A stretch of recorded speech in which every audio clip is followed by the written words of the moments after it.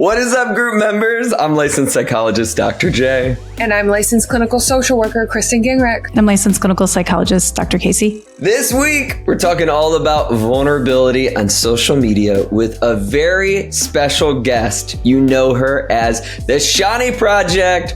All over social media, Shani Tran will be joining us later in this ep. So settle in, take a seat, and welcome to group therapy. Last week, we talked to you all about panic, and we asked you, if someone you love was having a panic attack in front of you, how would you support them in that moment? Here are some of the things you said. Remind them they're in a safe space and in my presence, and sometimes I'd walk them through a mindfulness exercise. I like it. Another one said, I would hold their hand and tell them to breathe slowly. That touch can matter. And someone had shared that the best thing someone had ever done for them was helping them get moving outside. Ooh, I like that one a lot. Yeah. Changing the environment can help a lot. Jess is not with us tonight for the first time ever. Jess, we hope you're well out there. We know you're listening to this because you actually listen to the podcast. But we love all your responses. And now it's time to get vulnerable. Something Jess has never done. I'm just kidding, Jess. Jess has been vulnerable. But let's just start off by asking, what is vulnerability on social media? What does vulnerability on social media look like? Oh, I feel like, well, first I'm thinking of Brene Brown, because she's the one who defines it pretty, like, we can't define it as good as she will. Goat. And the goat. And I think being vulnerable on social media is you sharing a part of your heart that maybe other people might not see, but you're choosing to do that. You know, for example, if you're on there and I don't know, you're having an experience, you know, that you may have not been able to share, and you share that, you know, and then people are like, oh my gosh, that's different. That's new. That's uncomfortable potentially. Maybe like an emotional experience. Absolutely. I would agree with that. I think it's showing up and being yourself as obviously as much as you can be on social media. I think the default that a lot of people think of is like, oh, vulnerability would mean crying. But I think that's so limiting. And I mean, we can get into the discussion of crying on social media in general, but I agree with a lot of things you threw in there, K10. I think it's being open and authentic about your being, who you are. And sort of like, we're seeing a lot more of this in the modern social media era, where it used to just be about all the good things, all the great things. Look at this Lamborghini I rented for today. Like, that's what I remember, you know, the beginnings of Instagram being like. Yeah. And now I feel like nowadays you'll see people sharing like the death of a loved one. You'll see people talking about battling cancer. You'll see people talking about like feeling down or alone, like all the things. And I wonder how that lands. Yeah. I think it depends on the delivery too. You know, if you're sharing something that's like really near and dear to your heart and you feel okay about sharing it, you know what I mean? And you're just kind of like feeling okay about that's one thing. If you're feeling like it's an open wound and you're sharing it, I feel like you're almost like, how I think about vulnerability too, like emotional vulnerability is like you're sharing things that could not be used against you, but that other people might not really know about you, you know? So you have to be almost like prepared for how people might respond, but you never really know how it's going to land. I don't know about what you guys think, but for me, I just never know how things might land and just have to kind of wait and see sometimes. Well, and like to go like off, like when you're sharing something personal online, like, and how it's going to land, like you always have to hope that it's going to land with the right people. Because I've posted stuff and it does not land with the right people. And the biggest thing with being that vulnerable is you also need to be able, I think being vulnerable is also knowing what to share and what not to share based on your own ability to handle what could come. Because everybody has an opinion online. And if you are not in the space to handle, so for example, talking about your mental health, if you're not, and you want to share something very kind of special to you about your mental health, you also have to understand that sharing that into the public opens that up to having that negative conversation as well. For like, it could land on the wrong side of TikTok or Instagram. And that can be really, really hard is also when you show up to be vulnerable and you're shut down. Ooh, that burns. Mm-hmm. I know that made me think of how unique the online experience is. Like I was just having the thought of if you're in school or if you're in work, imagine going in front of like your work or school or classroom or a group of people and saying something vulnerable. Like, wow. It can be hard because you're there in person. However, I think the backlash you would get in person is far less than what you get online, where everyone online, it feels that way sometimes, has an opinion and will nitpick you. Where my experience has been, at least in real life, a lot of people will just be silent. A lot of people will just kind of, or they'll humanize you because you're there in the physical presence right in front of them. Where online, it just feels easy for somebody who's having a bad day to be in their car and be like, this video makes no sense. And I don't, you're just crying. And again, just nitpick or rip it. Yeah. Yeah. And I think too, like there is something to be said about, you know, just the internet. Like I always find, especially like on my videos, I don't know if you guys can speak to that, or even in my DMs where people will share things and they're like, how do I share this to the person closest to me? And it creates kind of like this barrier in vulnerability as well of like, I can share this online, but I wouldn't talk to I actually am uncomfortable talking to my best friend about it. Yeah. My best friend can watch this TikTok, but don't bring this up to me because I don't want to, because that vulnerability scares me where it's that actual connection. Whereas I can be vulnerable because right now I'm talking to a screen and I have some control, right? True. Over the comments that stay in the comment section. The people who engage in it, again, to a point, right? Someone leaves me a hate comment, I can block them. They're gone. That comment, gone. I don't have that opportunity to do that in real life. Oh, yeah. I think there's something to be said about like anonymous socialization. Like if you go out with a random group of strangers in real life and you were to say these things and just say you were to never like see them again, what's the risk really? I mean, there might be a risk, but if you say something to your bestie and you're like, I'm really struggling right now, then you have to be seen, perceived. You have that conversation with them. It just feels like more close to home. But I think you guys both have good points of when you're online. I mean, you have no idea how people perceive you really, unless they are choosing to share that. And if it isn't a hate comment, you might have this perception like, wow, this video didn't land at all, when there might be a ton of people out there that it resonated with and they're just not commenting. Like you have no gauge of how it actually lands, which is hard. Yeah. It's true. I know we're already kind of jumping into the good, the bad, and the ugly. Oh, yeah. Vulnerable. But within the good, it's funny that some of the things we're talking about, I think are the upside as well of like sharing through social media can be a bridge to in real life. Like it can be a way that people will put something out there, or as we know, and we've talked about in other episodes, it's a lot easier in certain aspects, not if you're just throwing it into the algorithm, but like in certain groups and stuff to find your people that you may not have sort of in real life. But I can see where it's helpful for people when they don't feel comfortable talking to their best friend or somebody quite yet, kind of putting it out there. But there is that roll of the dice of who is going to see this.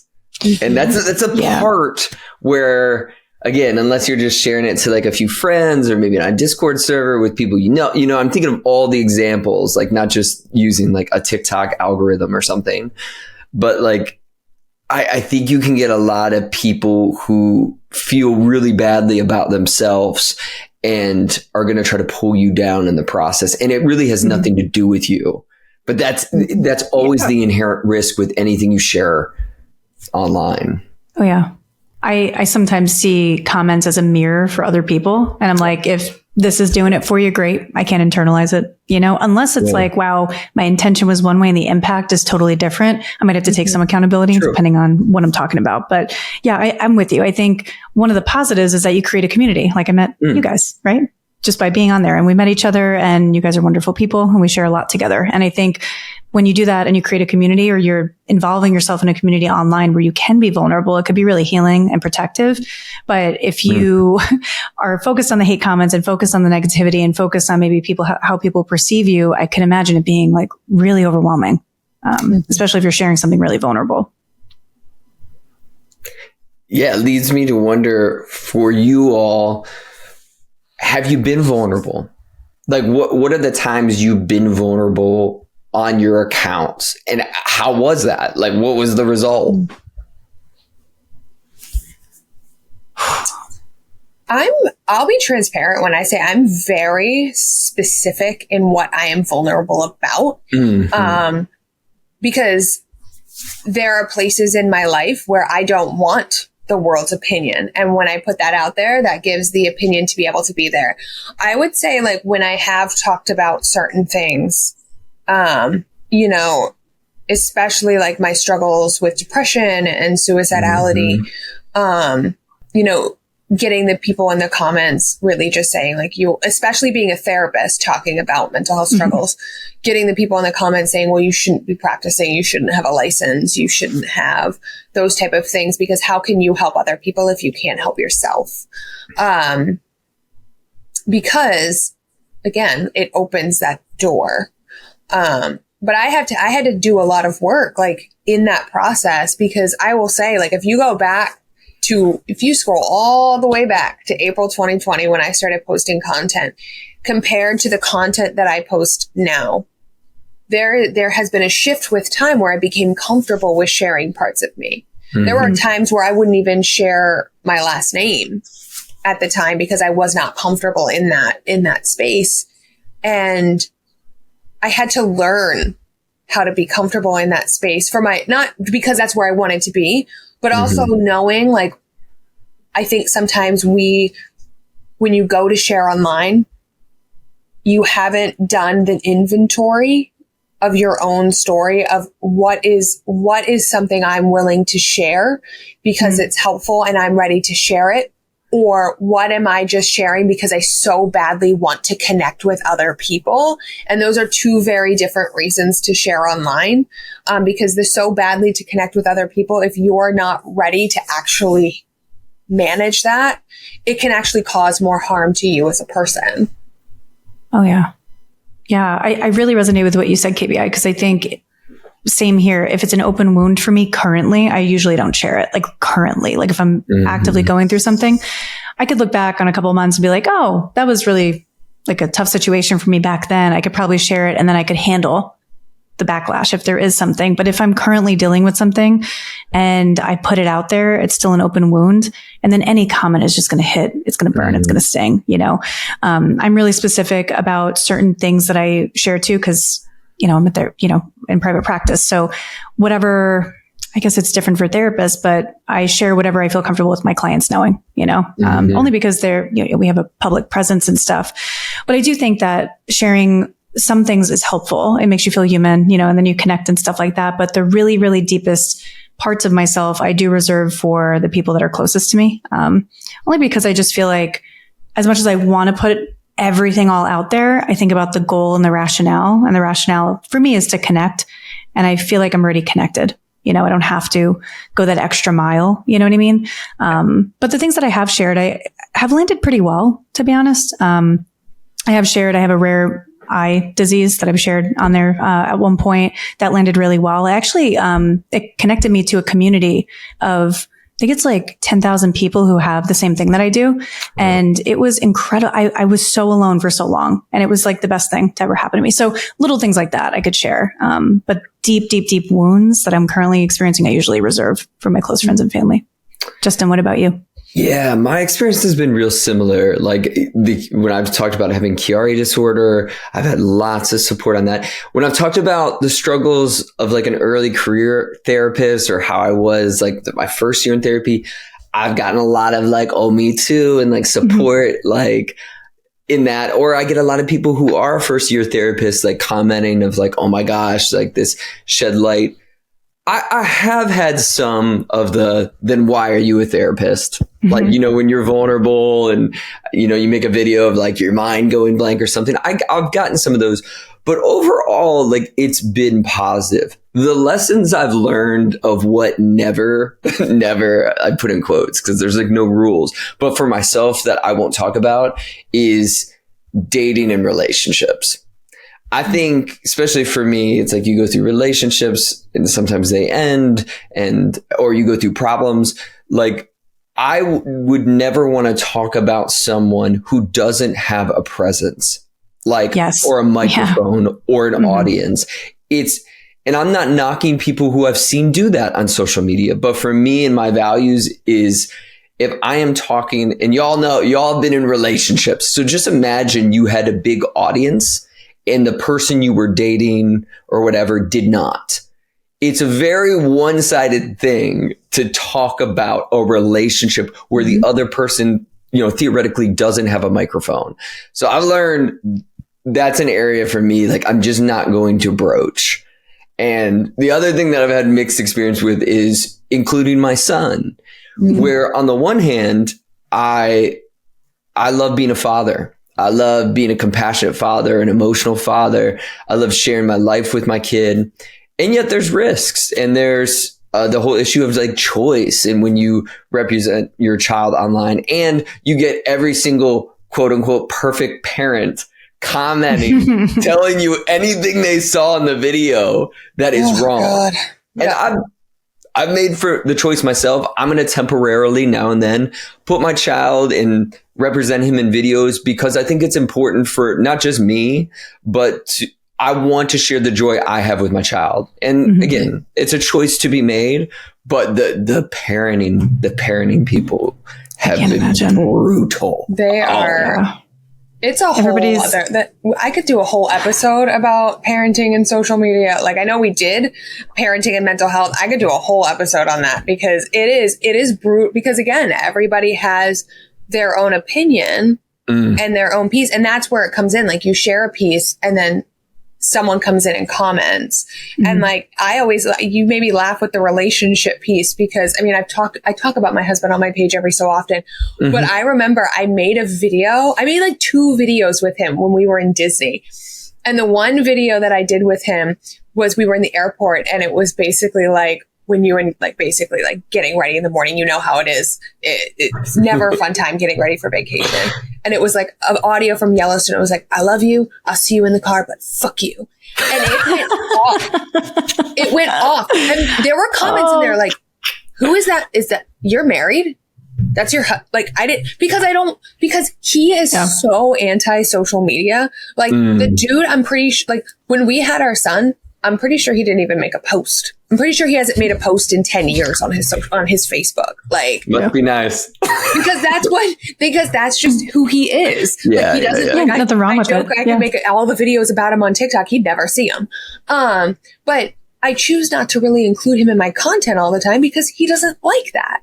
And so there's also that piece of like, also respecting like the vulnerability of the people in your life who might be impacted. And sometimes we see that in content, whether it's a partner, whether it's a stranger on the street that you've taken a video of and done that, children, all of that. Like it's such a convoluted kind of situation that it is hard. It really is. Yeah. I think it's interesting too, because I think with relationships and parenting, I'm not a parent, so I do not know what it's like. I would imagine it being everybody's an expert, right? Everybody has their own way of doing it, right? And everybody's going to comment and put their 2 cents in, which I think it's because it's such a common experience. A lot of people have kids, so I can understand the relatability component. And even with relationships, I mean, every relationship dynamic is so different. If you're in a relationship with someone, it doesn't mean that you have the same rules and boundaries and culture that another person has in their relationship. And I'm the same way. I rarely post about my partner. And it's not because I don't want him in my content or anything like that. But I think about it this way, like my Instagram page is my page, and that's kind of how we roll. And he has his stuff and he has his page and all that stuff. But yeah, he wouldn't have the opportunity to say, no, Kristen, that's not actually how it happened. Like if I were to share something, and I I'm with you, Justin. I kind of feel like people should be able to have that microphone, and some people don't care, and that's totally cool too. But I think really, really focusing on the vulnerability of other people, like Kristen said, is also important. I didn't like think about it in that way until you just said it out loud. So it's really important. Yeah. It makes me think about talking about some of the do's and don'ts if you're going to be vulnerable on social media. Not that we're experts, but just in trying to put some stuff out there. But this is more of like a personal don't, but it relates to what we're talking about. I just have a really hard time talking about other real people. And I know people do this. They'll talk at length about somebody else on a reality TV show. They'll talk at length about someone else who's like out there struggling with mental health. I have a hard time with that because especially as a therapist, I didn't assess this person. I haven't spoken to this person. I'm not having a back and forth with this person. And I know they exist and I can collect whatever data the media is sharing with me. But I have a hard time as a person, as a therapist, as a psychologist, breaking down a real person that I'm not having a conversation with. Yeah. And again, we see unlimited examples of this when celebrities have their like lives thrown into the media. And I understand why people do that.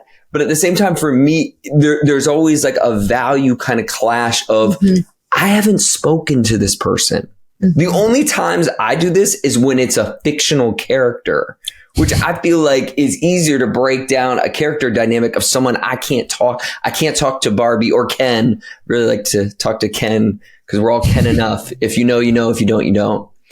Great movie, by the way. But that's just something for me. I don't know how y'all feel about that or what your do's and don'ts are. No, I agree with that. Oh, yeah. No, go ahead, Kristen. I was going to say, I agree with that. I think a lot of times, like my don'ts in vulnerability is like, not everything has to be shared. And again, being mindful of what you are sharing. The amount of times that I see specifically influencers, because I see that often, sharing such personal information. And you know what my first thought is? You realize the information you just shared is the answer to a security question? Yeah. That's exactly what I just thought of. Yeah. Like, oh, your teen, you just talked about the brand new car your teen just got for his first car. You've now given away a security question for any of his information later in life. And I think like we so badly want to show like every day and we want to show all of these things, but we also have to be mindful of what we are sharing. There are ways to be vulnerable and authentic as much as you can be authentic in a curated setting while also protecting yourself. And a lot of times we forget that at the end of the day, we have to protect ourselves in that. And I've seen that happen where people have gotten themselves into situations where they have shared too much and they have gotten in trouble. They have gotten, cards have been hacked, like whatever that may be, like they've been doxxed because they allowed too much information of where they live out. And so I always say, like, when you're in the process of being vulnerable, just ask yourself, like, I always ask myself, like, listen, what I'm about to share, is this a security question? Like, is this a security question for someone to get my banking information? Like, so true. Yeah. I want to echo what both of you said, Justin. Yeah. I feel like if you talk about someone who you don't know in real life, you're basing it on naturalistic observation. Like you don't have all the data points to really know a person's inner psyche and maybe why they're doing something. Like and Kristen, I literally, when Justin asked the question, I was like, a big don't for me is sharing my address. And anything that would be information like that. My brother has a pretty big presence too. And we talk all the time about like what not to share, what we're not comfortable sharing, about what we don't want to talk about. Even when I was like, I have 2 books. When I was writing my books, I was like, I don't even want to share about other people in this either. You know what I mean? Just because I don't you don't know who's going to read this stuff. But I'm the same way. I think another thing that might be an unpopular opinion is like, if people, I guess, are posting something purely out of hate or out of like a really bad place. Cause I think of it this way. It's totally okay to have emotions. It's totally okay to have, an opinion about somebody. But I do think that people have to like really think about how that might skew the narrative when just say somebody's talking about something like Justin was saying, like just say it's a person, like a made up person, like a celebrity or something. And just say you start posting and talking about your opinion and your thoughts on it, unless you say like, hey, this is just my opinion. I haven't validated this. There's no research to support this. This is purely my personal opinion. People might take that as truth. And then they're going to take that and run with it when none of that is true, So I just think it's kind of like not only inaccurate, but like really disrespectful. You're allowed to dislike someone, but I think, there's a lot of defamation of character and like all those things, on social media, just based on if you just don't like somebody, you're allowed to not like somebody, but. Totally. Yeah. Yeah. It's all a fine line because there's always someone out there who's like, well, this is my opinion. I'm allowed to share my opinion in free speech. Totally. And yes, you are correct. And things have consequences. Totally. And reflecting on like, again, you can think about, would you want someone else saying this about you? Like, I think a lot of us, maybe because I've had this experience where someone is talking about you on social media and you're like, this person didn't hit me up. Like, this person didn't email. Like, you can get a hold of me. You can send me a DM. You can email me. Like, there are ways you can reach out. And I think after I've had that experience of somebody really leaning in hard on stuff that, again, they never talked to me about or engaged with me or like asked me a single question. After you have that experience, you're like, whoa, like, I would never do that to somebody else. Like, because I think about the goal. Is your goal to be hateful or is your goal to like inform? Like if I make a post and somebody DMs me and they're like, hey, that didn't land well and here's why, like I really appreciate those DMs and those comments. Like I really do, because I'm like, oh, thank you for being kind in your delivery. And I'm taking that as, just, a data point. But if somebody's like, F you, blah, blah, and then they start like commenting all these like negative hate comments, like, your message isn't going to be received. You know what I mean? So I think it's always important to focus on the delivery too. Even if you don't agree with something, you're allowed to have an opinion, of course. Yeah. Cause I very much feel like I enjoy seeing all the emotional representation on social media. I do. Like some of the most engaging videos I've ever watched have been like sad and somber. And yes, they've involved crying, but it was real. And I know all of us have this gauge where like, it's funny when it's like either a question or it's not. Like every time the question pops up in my head of like, is this for clout? It feels like it is. Versus the countless videos I've watched where I never once thought it. Like I watched the whole video and they're talking about rough stuff going on in their life or their struggle. And I never once have the thought like, is this for clout? And again, maybe people can fool us, but there is this feeling you get of that something feels like it's for views versus somebody is just being authentic and using social media as a way to represent themselves and their life. And why not? Like why is it has to be, I'm at Disney, here's a Lamborghini, this is me at some spot. Like that shit does get old. I'm like, it's not authentic. Oh yeah. I sometimes think about that too. And I think when people are doing stuff for clout, I'm like, okay, everybody's got to get their needs met, like makes sense. But I think it reduces my trust in that creator in some sense, just because I'm like, okay, like do you, like if you got to do what you got to do, I get it.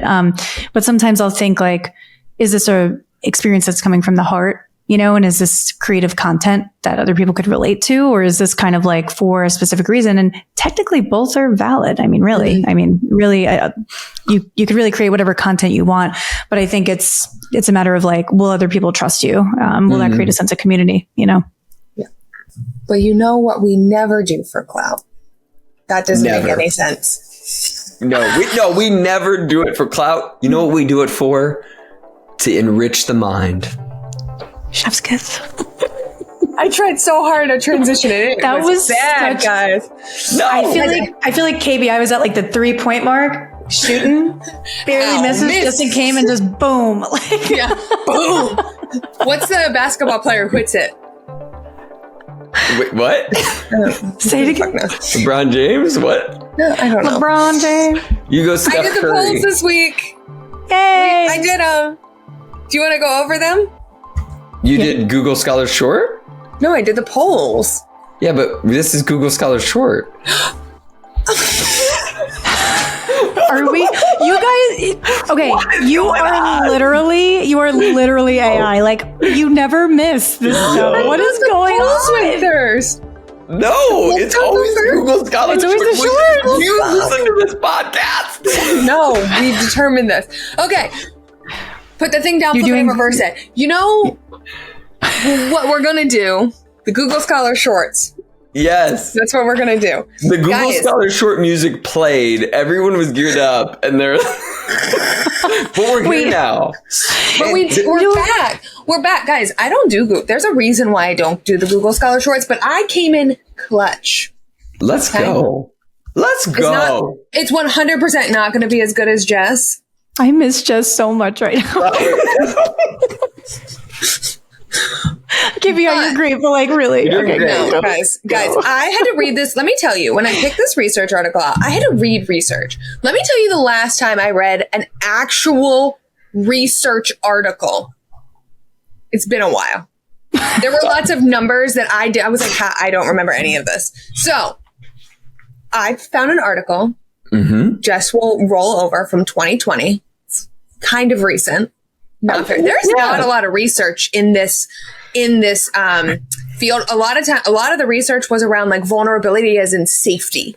And like physical safety or like again like bank account safety. There wasn't a lot around emotional vulnerability, but I did find one from June of 2020, and it was called Social Media Addiction, Fear of Missing Out. We're going to call it FOMO. And online vulnerability in university students. So they surveyed 306 Italian university students ages 18 to 30.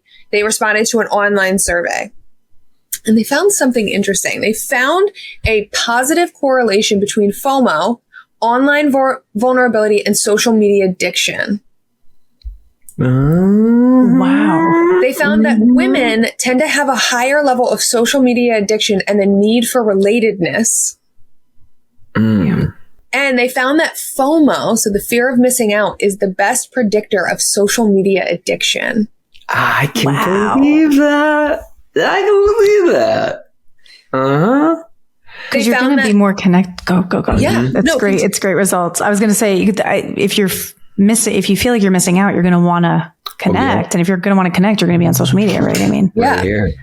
They said the fear of missing out on experiences and being excluded seems to be the main motivating factor that encourages people to constantly and excessively use social networking sites. This desire to like always be connected, kind of knowing, and then being rewarded. So they go on and they see these things happening and they're being rewarded to compulsively check their social media. The vast majority of participants stated that they used their social networking sites during major daily activities. It was the first thing that they checked in the morning, the last thing they do before they go to sleep. And about 1/3 of participants also check their profiles during main meals and during college hours. dang. I gotta be honest. All I'm thinking about is wanting to take this FOMO measure because I'm like, I think if I'm being honest, I think I'd score high on the FOMO. I don't know what the FOMO scale is, how many questions they ask, what a high, moderate, or low. I'm just predicting that I'd score high on it. I experience FOMO internally often. And now I'm thinking how that might relate to social media. And I'm there. That's fascinating.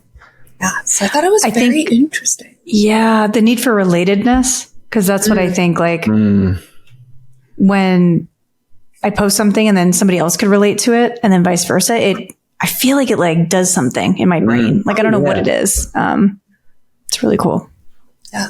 Just thought it was an interesting article. Excellent job, KBI. You are amazing. Really, and Yeah, chef's kiss for the Italian study. How about it? And now it'll be another 7 years before I read another research article. Well, you did a great job. And you know what else you do a great job at? The polls. The polls, baby. You're doing a back-to-back. We're going to get it right this time. So over on our Instagram, we had our polls. Make sure, like, if you find that you guys are missing the polls each week, go to our profile, hit the settings button, add us to your favorites, and you will get notified when we post our stories. And so if you keep missing out on the polls, you miss out on the questions link, you just want to be reminded of our shining faces, make sure to do that. So, little plug there. So, I asked in the polls this week, is there a difference between vulnerability and oversharing on social media? It was either yes, absolutely, yes, but it's a fine line, or no, there isn't a difference. Yes, but fine line. That's what I was thinking. So the main answer was yes, absolutely at 65%. Yes, but it's a fine line is 34%. And no, there isn't a difference was only 2%. Yeah. Wow. A couple of people. Yeah. The next one is, do you like it when your favorite content creator shares something personal on their page? Either yes, but it depends on what is shared, or no. Depends. I'm going to just say yes. I have a question though. How much what do you think the percentage is of people who said no? It's not the highest. It's definitely the lowest, but what do you think? Ooh, 5%. 3%? What'd you say, K10? 3%. 3%? 0 is what this says. 0%. I'm surprised, but also I think there's good reason. And I'll just say this quickly. I think we connect when people are vulnerable. Yeah. Like, again, I think the accounts that are just Lambos, Lamborghini, if you want to give me a free You one. have something against Lambos. Like, Everything I've said. You're not getting that Lambo. Like, you're not getting it now. the Lambo doesn't want you. Like, I'll be driving a Kia for the rest of my life. But you don't care about cars. Why does it matter? I don't. I know. But I remember that. Truly, it's just hard to connect. It's hard to connect when somebody's never vulnerable in any way or personal, which again, is a little bit of a distinction. Yeah. Yes was at 52%, but it depends on what is shared was 47%. Makes sense. wow. Which the math doesn't math there, but. It is what it is. Then the next one was, has there ever been a time where you thought a content creator went too far with sharing? Yes or no? Yeah. 69% of people said yes, and 31% said no. Okay. Wow. Yeah, it's lower than I would thought. And then the final poll was, do we think Jess will approve of my Google Scholar short article? The answers were, yes, of course she will. Nah, she won't. Or wait, do you even know how to read research? Yo. I wish there was an answer that said yes, but with some reservations, because 100%. I think it's yes. Yeah, I think she'll approve. So 47% of people said, of course she will. Yeah. 17% said she wouldn't. But a solid 37% wondered my ability to read research. So it's because I don't. It's that lack of a doctor before my name. You're just digging your own hole. I think it's a self-fulfilling prophecy. I think so too. Yeah. When you put it all out there this time, you did flawless. So you're just not living up to your full potential, I think. But you know who is flawless? Johnny is our drop-in group member. Let me tell you all about her. If you don't already know, she is a licensed professional clinical counselor and the awesome author of the book, Dope Therapy. Pick it up anywhere you get your books. And the creator of the Shani Project across social media. She is particularly focused on educating around cultural humility and working with people of color who have historically been underserved by the mental health community and may face greater challenges in seeking mental health services.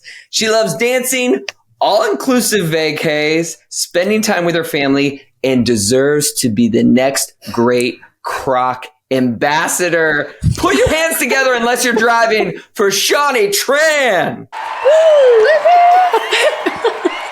That was an intro. That was an intro. And I was like, how were you aware that I'm into all-inclusive vacations?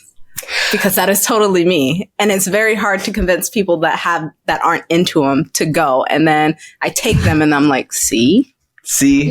You show them the light of how at ease their mind could be while they're at an all-inclusive. There are people who don't like all-inclusive vacations? My husband's best man. We literally to this day cannot get him to go on an all-inclusive vacation. He's like, what do you do? I'm like, what don't you do? It's the question. You could do anything you want. You don't swipe your credit card. That's what you don't do. Literally, you check in, put it in the safe, and then you grab it on the way out. That's literally it. They have activities for you. There's like, you don't even need to ask, what do I do? They have a whole lineup. Yeah. He just needs to experience it for himself. You know what? He's just got to go. Yeah. This message is for you, Drew. I won't say your last name. Drew? Do I know it? Oh my gosh. All right, Shani. Well, it's great to see you. And we wanted to start with one major question. So what made you get started on social media? What is your why? Oh, that's a great question. I like attention. I mean, I'm just going to be honest. Just talked about that. I think, I mean, yes. I don't think that a lot of creators will come flat out and be like, I like attention, but let me rephrase that. I like good attention. And honestly, I've always wanted to be an actor, an actress. Theater was my first major in college. And it was like, okay, I realized I don't want to be on theater like Broadway. I want to be an actress in a movie. And so I was like, you know what? I'll just create my own path because I also got to make money for a job. I love it. I love it. Yeah, we're a big fan of your content. So, thank you. Did that answer the why? Because it feels like money and attention right now. and it's authentic. Fuck it, right? It's real. Like, who cares? And then one more important question before we get to our group member questions. This is a huge debate on our podcast. We need to know. So, if you had to choose one, muffins or donuts, what would you choose? Well, donuts. Oh my God. Justin, high five right now. Me and Justin love donuts and Kristen and Jess like muffins. No, muffin to me is like, I'm a huge wing person. Well, when I used to eat meat, I was a wing person. A muffin is like a drum where it's like, it's just too much going on there. Whereas I feel like a donut is more like a wing. That's the best way that I can put it. Like, I feel it's just too meaty. Like, if I do eat a muffin, I literally eat the edges. It's too much going on in the center. I literally can't do it. And can you deep fry a muffin? I've never had a deep fried muffin. Wow. You can have donuts deep fried. You can have them in croissant form. Like, a muffin is just very singular. Whereas I feel like a donut is open to the tapestry and uniqueness of being formed into whatever America wants it to be. Guys, that is the most descriptive evidence for donuts I've ever heard in my life. Like, that was incredible. That's all we needed. I'm just sitting here. I'm just sitting here because I'm a muffin person and I'm also a drumstick person. You know what? See, I go to Buffalo Wild Wings and I'm like, I want all drums. Don't give me flats. Because the flats are too much work. No, what? The flats are too much work. Said no one ever. That we'll handle that. Wait, how do you eat a drum? Do you put it all in your mouth and then you pull it out, or do you like rip it, like, or do you bite it? Like, how do you eat it like corn on the cob and you work your way around? See, that's too much. That's too much. Sticking a drumstick all in their mouth. Some people. We have to create space for people. You know, some people are like that. That's true. You know, there are people out there who eat drums like that. Anyway, unless you eat a breast. I can't do it. That person doesn't exist. You know, I literally, no, that's just way too much meat. Absolutely not. That's way too much. You need utensils? Come on. Yeah. It's when like literally I'm fork. just really eating the skin. When I used to eat meat, I feel like I really need to go back to that. Oh my God. Well, thank you for answering our important questions. It was very important. So now let's get to the group member questions. So as always, group listeners, we take your questions every week. And as a reminder, we might summarize your questions just to preserve your anonymity and help you relate to other people. So let's get to the first one. First one is from Rebecca from Singapore. She asked, She said, given the fact that weaponization of social media is on the rise, do you believe that there are any mental health benefits in being vulnerable online? Oh, hold on a second. I know that was a loaded one. I can repeat it if you need. No, whoa, just a second. Because my brain went somewhere else when you said Singapore. I was like, oh, I was just looking up Taylor Swift concert because she just released her international tickets, and we were thinking about going to see her in Singapore. So I was focused on that, and then you said weaponization. I was like, oh shit. It's getting deep. Yeah. So basically, repeat the question, please. Of course. So given the fact that weaponization of social media is on the rise, do you believe that there are any mental health benefits in being vulnerable online? So basically, what are the benefits of being vulnerable online? Yeah.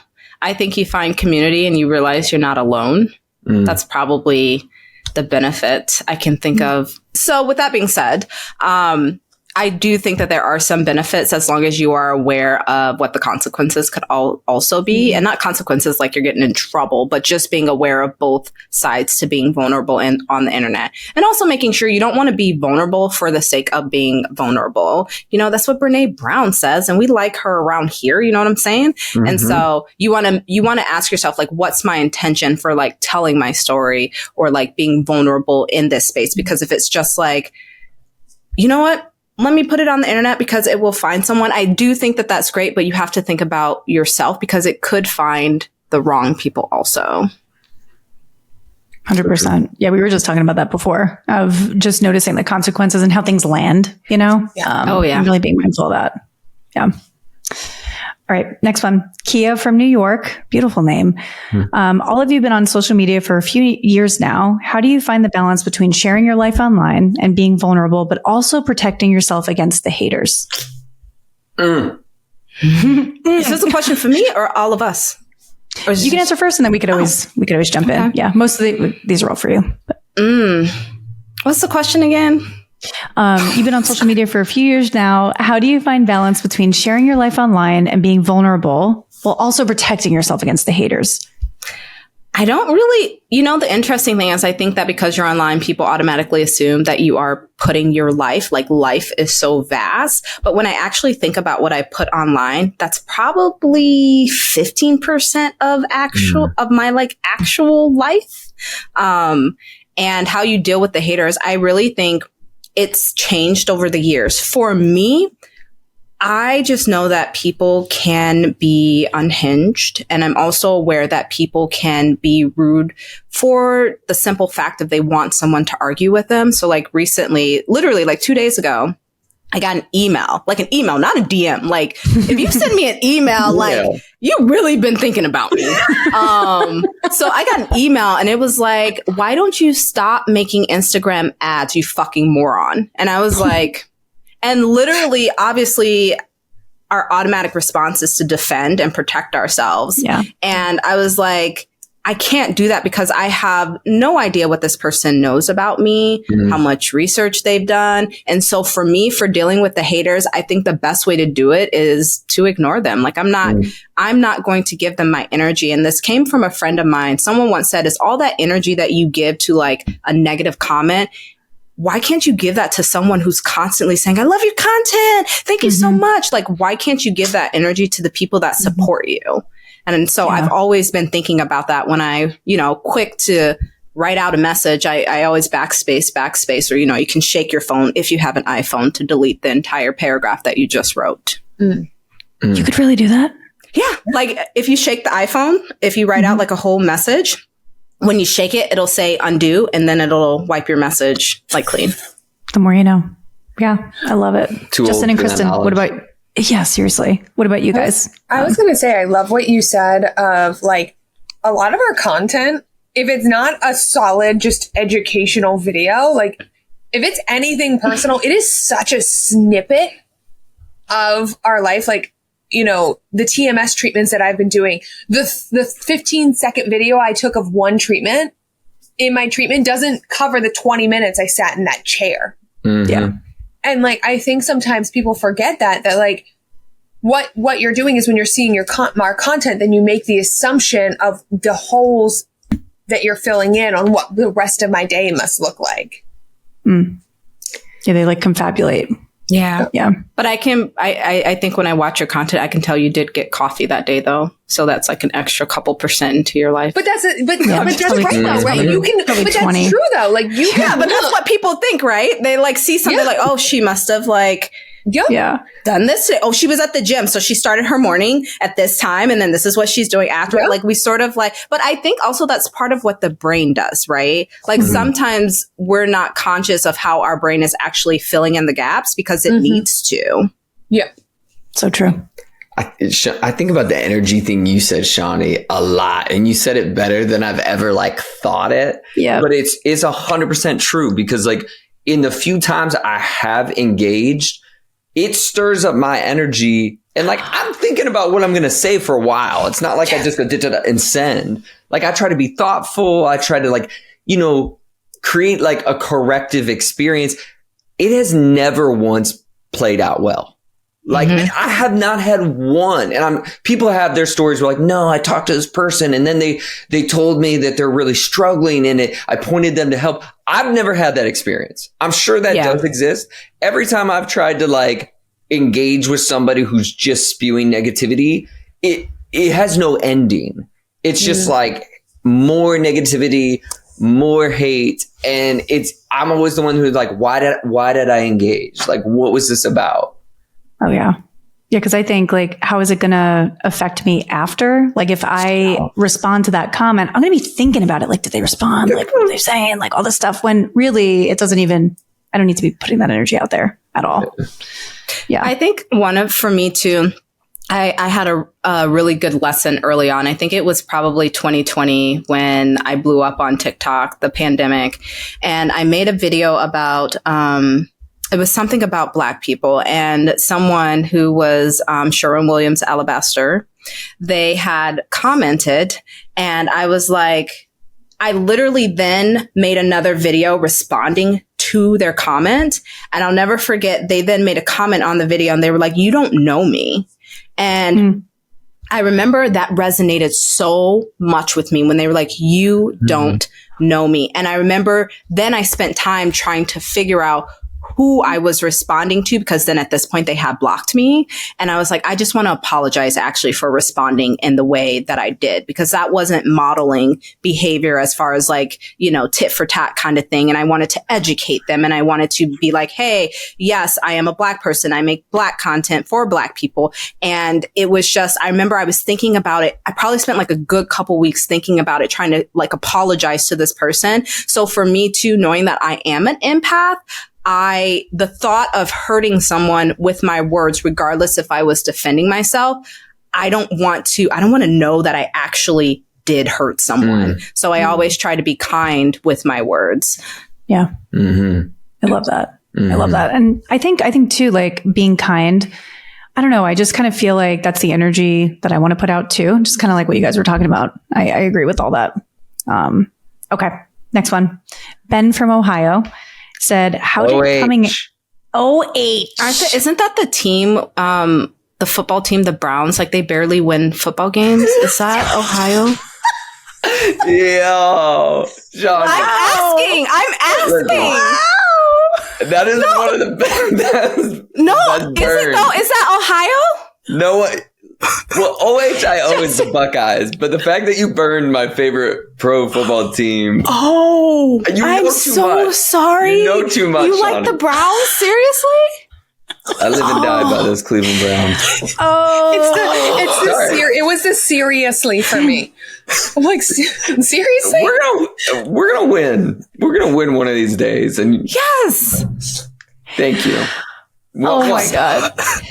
That was a core memory created for me. I love that. Oh my gosh. All right, Ben from OHIO. Ben asks. Ben is a Bengals fan. He's like, I don't associate with the Browns. Yeah. Oh my God. Ben asked, it's about coming out. So Ben asked, how did coming out online change the way that you view social media? He goes on to say, like, I can imagine it being a huge step. While there might be a lot of people out there who are supportive, there's also a large group of people who are against the LGBTQIA plus community. Ooh, it was very tough. I remember the first video that I posted, and it was like a transitional video, and it was like, what point of view when you're looking for a Black therapist? And then I sit back and it's like, and you find an LGBTQ plus therapist. I probably sat on that video for probably like a good 2 weeks. You can't let the trend go by. It was a trend. Mm-hmm. So I didn't have too much time to sit on it, but I was sitting on it, and I remember feeling so terrified. And the reason why is because from what I grew up, coming out is this moment where you sit all your family and your friends down and you're like, hey, let me tell you something. This is what I like. And I hadn't done that. Like, I hadn't sat my mom down. I hadn't really told, I mean, people can assume, but I hadn't told any friends. And I was like, oh, is my coming out story like internet? Like, hey, here it goes. I like breasts. And I remember feeling so scared. But then how it helped me create content is I was like, I'm so brave. And it's always worse in my head. More than likely, it's always worse in my head. And it actually ended up being it created a different community for me. But then I continued to be scared to post content. And even till this day, I'm still scared to post content about being bisexual. And I think for me, it's specifically because people often in the comments are like, what's the point? You're married. Like, what is the point?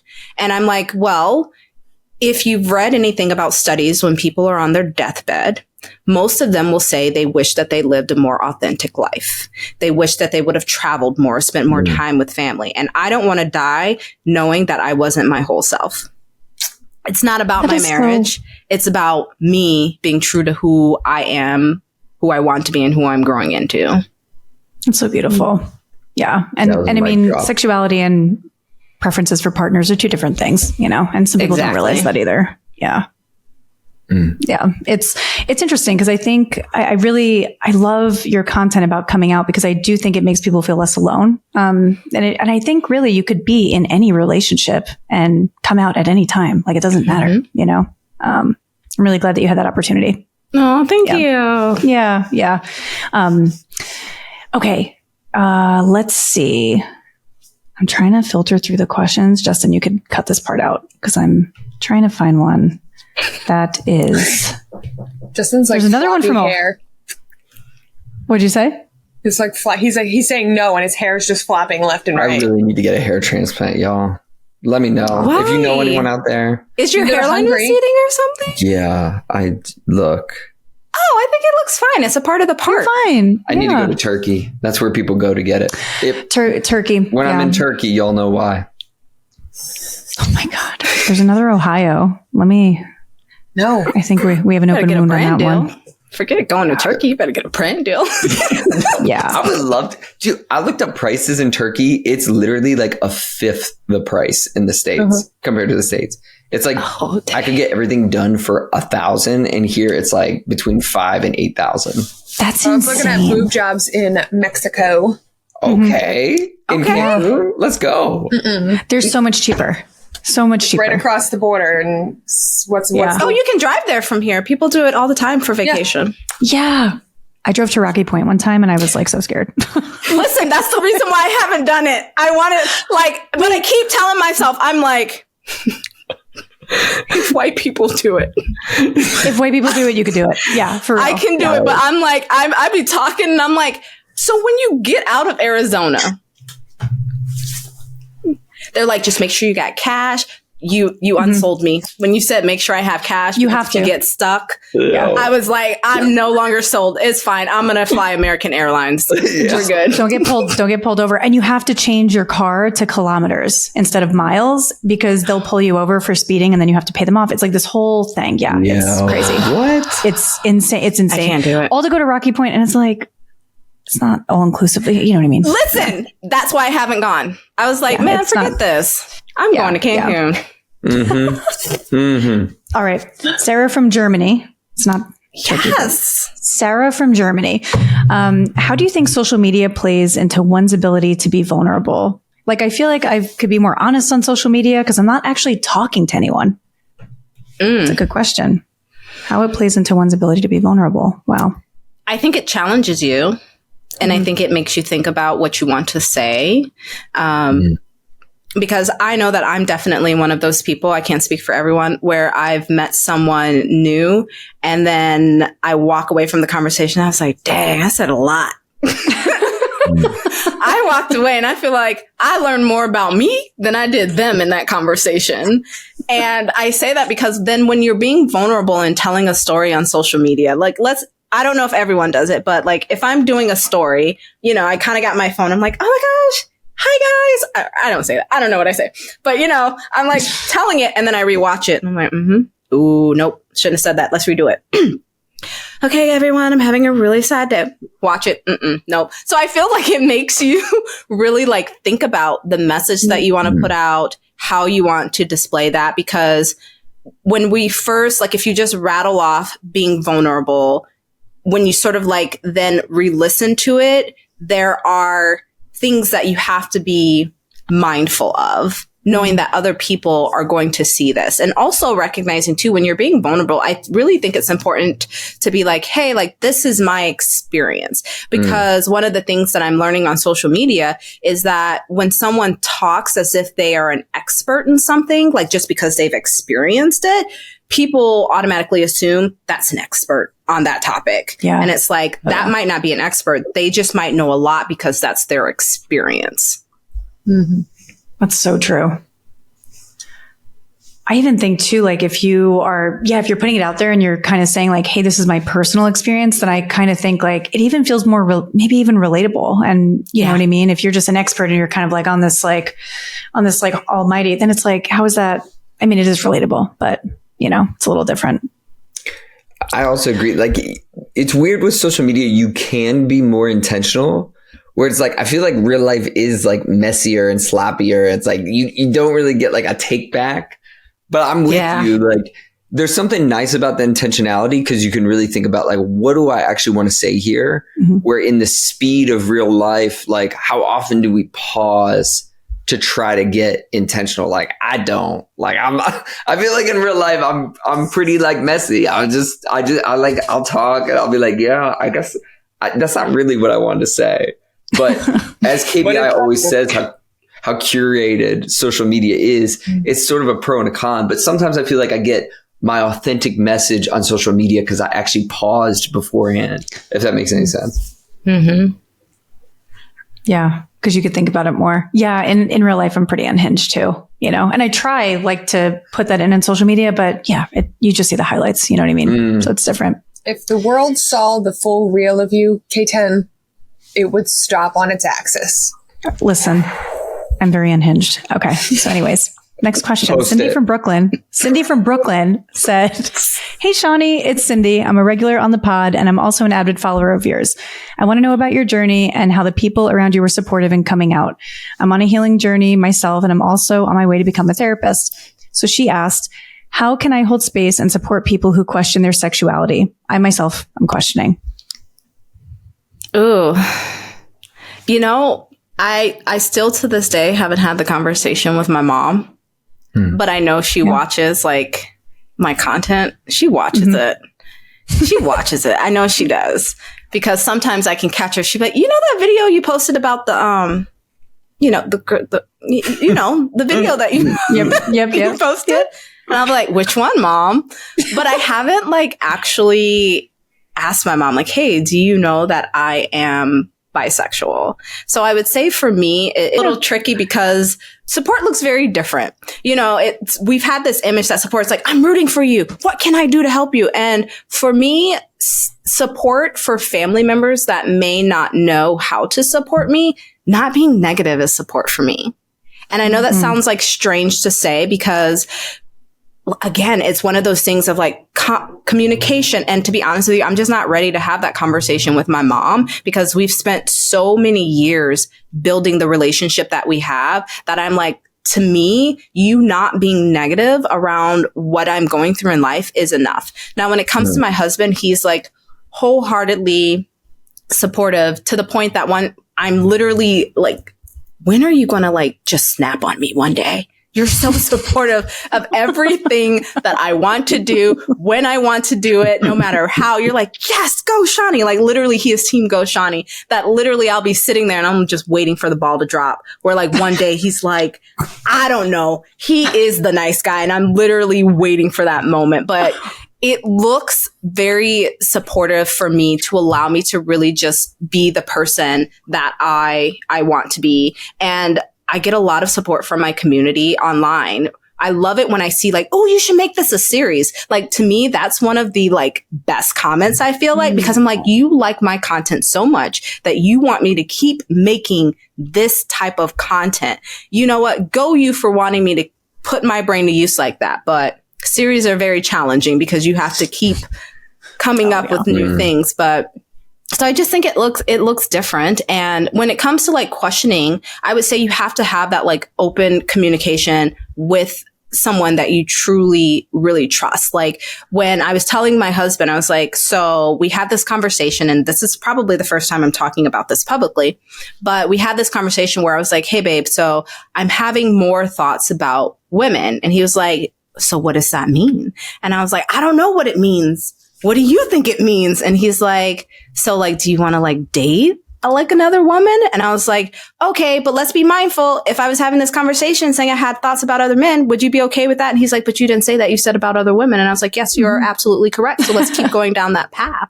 And so I think that is having that communication and being able to say, this is how I feel. This is what I want. I actually don't know what I want, but I do want to explore, and figuring out what are the boundaries, depending on if you have a partner or a non-partner, or even in friendships, like, can you go out with me to an LGBTQ plus bar and like sit with me and just be in the space? It looks different for everyone. So true. Yeah. And I think being like a supportive ally, it's going to look like, to your point, Shani, it's going to look different for every single person. Like for you, you know, it might look one way. And then if you have another friend, it might look completely different. You know, they might be like, hey, don't even talk about it. I just want you to like be here for me, or something like that. You know, everybody's so different. And I would also add surrounding yourself with more queer people, because they're people too. And that's something that I didn't realize until recently, as I'm surrounding myself with like more queer people. Like I remember I went out with a lesbian couple like a couple months ago, and they kept saying things to me. They're like, oh, you're so gay. And I was like, can you call me gay? Because I'm married to a man. Like, can you say that's so bi? Like, they're like, no. And I was like, oh, hold on. If someone gay is telling me I'm so gay, I think that's okay. But so it's like one of those things where it's like, surround yourself with people that are supportive, and you can be an ally even while you're questioning. 100%. Yeah. I've had a very similar experience with that. You know, if people, like most of my friends growing up were straight, you know, and then as I aged, I was like getting more queer friends, and I'm like, this is so validating. Like I feel so seen, and I feel like I could relate to them in a way that I can't. My straight friends are great, and it's just a different experience. You know, you could talk about different things and stuff. Justin is worthy. Yes. Justin is worthy. Yes.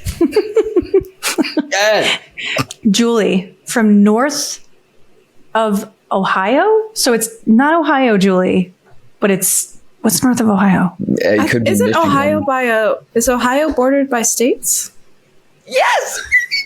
Justin, what's north of Ohio, Justin? We got Pennsylvania on this side. We got Michigan up here. Oh, we got Illinois, Indiana. right? Listen, if I didn't describe paradise to you by saying Pennsylvania, Michigan, Indiana, Kentucky, I mean, are you thinking all-inclusive vacation or what? Not in the U.S.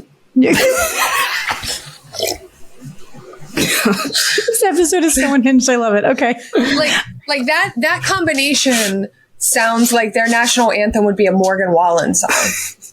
Like, oh my God. I can't. I am not trying to go to an all-inclusive vacation in Kentucky. Can you? What would that be like? No. A bourbon vacation though? Oh. It'd be cheap. Ew, bourbon. Oh. They can deliver bourbon anywhere. Okay, Julie, we're not exactly sure which state. We're assuming Illinois, but thank you. Thank you for the puzzle. So Julie asked, what impact do you think social media has on children growing up when caregivers are vulnerable about what they post? So she went on to say like, hey, if it's all documented on there, if it's all documented on there, how would the children respond, I guess? You know, I've thought about that, which is why I don't. And, you know, to people that do put their kids, totally fine. I choose not to show my children's faces for the simple fact that I know that this is on the internet forever. And I think that it teaches my children boundaries. So like sometimes I'll be making videos and my daughter who wants to make videos will like pop in and I'm like, I'm like, no. I'm like, you're not old enough to like make that decision to want to be on the internet because it's so different. It's so different from like having a MySpace and spending like 5 hours trying to figure out the song in the background. Like it's completely different these days where like people can use it against you. I mean, if you think about like celebrities who have posted something like, you know, maybe you can always have the dream that you'll be something, but sometimes we aren't always aware of that. And when they post something that they said something, you know, sort of like out of line, people go back and like pull that up. And I don't want my children to have to like, I don't know, go into what might be around and when my children are 17, Target and go for an interview. And they're like, well, actually, back in like 2023, your mom posted a video and you said the R word. Do you want to tell me about that? And my daughter's like, I was 9. Like I was barely a human. Like, come on. Like, you know, and so I want them to be able to make choices around how they want to be on the internet. Like, I believe I want to give them that sort of autonomy because I don't want them to like grow up and be like, wow, I can't believe you posted these videos of me. And I actually don't want people to know that I'm, before I said that, my heart skipped a beat. I'm related to you. I don't know. You have a heart attack? What's happening? You having a medical emergency? I was just like, you know, teenagers, I'm being mindful that when you're a teenager, I know, sorry, Kristen. I don't want anything to do with you, Mom. Stop, don't get out of the car when you pick me up from school. And I'm like, excuse me, like in my head, I envision my daughter's friends coming over and being like, oh my God, like insert my daughter's name. Her mom is like fine as hell. I'm going over to Miss Shani's house. Yeah. Miss Shani makes creme brulee. Yeah, I never heard of creme brulee. She has a torch, and man, she be in them athleto leggings. I don't know. Like I picture my daughter's friends like being like, her mom is like so cool. But then on the opposite side of that, I picture my daughter being like, don't get out of the car. I don't want people to know that you're my mom. And I'm like, why? I look so good. Yeah, I'm like, she's getting a car drop off in athletic leggings and Crocs. With Stacy's mom in the background, just like that's literally like it's gonna be. It's gonna be like yes, exactly. It's gonna be Shani's mom. Yes, got it. I'm here for it. So I just want my kids to have a little bit of autonomy. And I feel like, too, if I was to post them on the internet, we're about to make this a LLC. So yeah, we got to split some profits here. Exactly. We're going to get paid for this. Yep. Oh, my God. I love it. I love it. Kristen, Justin, anything to add? I know you guys are parents. I think I agree. It's like so hard. And it does feel like anything you do, I think a lot about this, especially the last point you made. I'm like, I feel like whatever I'm going to do, like my kid will resent me in some way for it. I'm really on top of my kid. I'm like trying to teach him stuff. And my kid, he's about to turn 3, but he's already like, his big thing is saying, all done, dada. All done, dada. And I'm like, I know all done, dada is going to turn into a 13 of like, get away from me, dude. Like, dude, get away. Space. Like, yeah. I don't need you teaching me how to do every little thing. But it's so funny how, like, I'm overcompensating for the ways, like, my dad was always working. Like, that's all he knew. It was very, like, blue collar. Like, he didn't know, like, a father figure, like, in his ear teaching him shit. So I'm like, it's so funny how now I'm like doing the opposite, and I'm like, and I know my son will like resent me for it in some way. But parenting's hard. Like legit, there's so many things in life are hard. Parenting is like definitely one of the toughest. No, I agree. 100%. This is the whole, like, I mean, I know we've talked about this, like the whole kids on social media, that's a hill I could die on, and we don't need to go down that hill. But again, like, it's just making sure, like, you know, if you're going to share your children, being mindful about that. Because the reality is that it can have implications that you don't even realize down the road. Again, we talked about like you sharing your 16-year-old getting his first car. Well, now you've shared an answer to a security question. Or, hey, my kid is starting at Hogwarts School of Witchcraft and Wizardry for their school. Well, now you've shared what house? Their first school that they went to. And what house? And now... I don't know what happened. But you shared, like, you're sharing these personal, and a lot of families don't even realize that they're doing it. And that becomes so hard. And again, like, you know, when and there's so many other realms in it that is, Oh, I think about so many different things. Like, I remember one time I was creating a story in my car while I was in the pickup line for my daughter. And I was like, ooh, there's a landmark in the background because I had on like sunglasses. And I was like, nope, this is just too much information. Like everything is information. And the scary part about it is like, so we're building a house and I took a picture of it and I was like, oh, I should share this. And I was like, I can't because people can take a picture and put it in Google now and like it give you like a geographical location. And so I was like, that's scary because one, if I'm being honest, I have 2 girls and I don't want to give a pedophile a reason. I don't want to give them a reason. And so it's hard to be mindful of like so many different things. The world is going to tear my children down. The least that I can do is protect them in the ways that I feel are the safest. And that's just how I feel.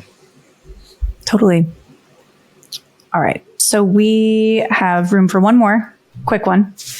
And then we'll wrap it up. So Catherine from Louisiana said, love y'all. What are some ways to combat bi erasure when you're in a straight passing relationship? What's that word? Bi erasure. So like the concept of like feeling invisible as a bi person in a straight passing relationship. So if your partner is a man and you're a woman, but you're bi, what are some ways that you could kind of highlight your bi identity in relationships? Oh, that's very interesting. I think you have to ask yourself, like, first, who do you want to be in the relationship? And then figure out like ways to highlight that. So for me, one of the things that, is that rude? I'm like, one of the things that I do is like, I will flirt. I have no problem being like, hey, I'll take a lemonade. Oh my God, stop. Yes, strawberry. Like I have, like, and I feel like it drives my husband nuts. Like the other day we were in a restaurant and literally I thought the person that we were ordering food from was so beautiful. And she was asking me these questions and I'm just like looking at her and my husband, you gonna order? And I was like, oh yeah. I was like, I will have the bowl with the tofu. Yeah, and the whole time I'm plotting, how can I? Oh God, that sounds so bad. How can I like make skin to skin contact with her? And so she like, I was like, I got it when she gives me the receipt. So she like hands me the receipt, but I take it in a way like where like I can like touch her hand. And I literally go sit down and I was like telling my husband, I was like, oh my gosh, like, yes, I was flirting with her. I was like, I like touched her hand when I grabbed the receipt. He was like, that could be seen as like creepy. Like no one touches someone's hand when they take a receipt. And I was like, you're saying that because you're straight. It's different. I love it. But it's like little nuances like that. And also too, like, you can wear things like when I really want people to know, I have like this necklace and it has the rainbow on it. Like it's just really small. It's a silver piece here. Like how many people look at your face? See me right here, this little necklace. I don't want you to have to look anywhere else. Look right here. I sometimes I'll get ready and I'll be like, I don't look bi enough. You know what I mean? Like people are going to think I'm not, like, you know? So I'm always like, okay, can I wear like blazers with this? Or can I wear like something else like to just be notable? You know what I mean? But yeah, I'm with you. Yeah. And if you are, I guess you could say like female presenting, or you identify as female, what a lot of other females look for when they want to be with another female is your fingernails. Don't look at my fingernails. I'm different. But your fingernails. Like, that's the first thing that I will notice is I'm like that's a telltale sign to me. And then I start to figure it out from there. I'm like, oh, she has short fingernails. Okay. You know. This is a foot-free zone. Got it. Let's go. And then if they send me some other sign of like they're not giving me eye contact when I'm talking to you about my strawberry lemonade. Okay, I get it. You don't like me. You're picking up on the cues. Yeah. Yo, I know we couldn't have had a better guest to model authenticity, vulnerability than you, Shani. Like, you modeled it better than literally anyone. Yes. Which is why we're so stoked to have you. Because we need thank you. And you're always authentic on and off the podcast. Is there anything you want people to know? Any projects coming up, creation things, anything you want to shout out? Ooh, that's a great question. I mean, obviously, they need to pick up a copy of Dope Therapy. Oh, you do? I'm an author. Wait a minute, I forgot I wrote a book. Yes, I'm an author of a book called Dope Therapy, and you should pick it up because it's written not just if you want to explore therapy, but if you want to explore mental health. And I think that is a pretty great book. As far as like projects coming up, I don't really feel like there's anything specifically that I can share. Catch me online. On all the socials, right? And you're on all the Threads? Socials, yes. I'm on Threads. Hell yeah. I'm on Threads. Insta. I'm on Threads. Listen, if there's a social media platform, I'm on it.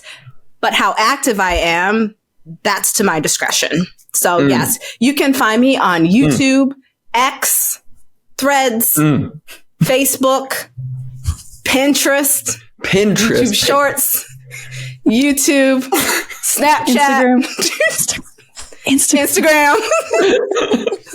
And whatever's next. Whatever's next. Absolutely. Whatever's next. You will find me everywhere.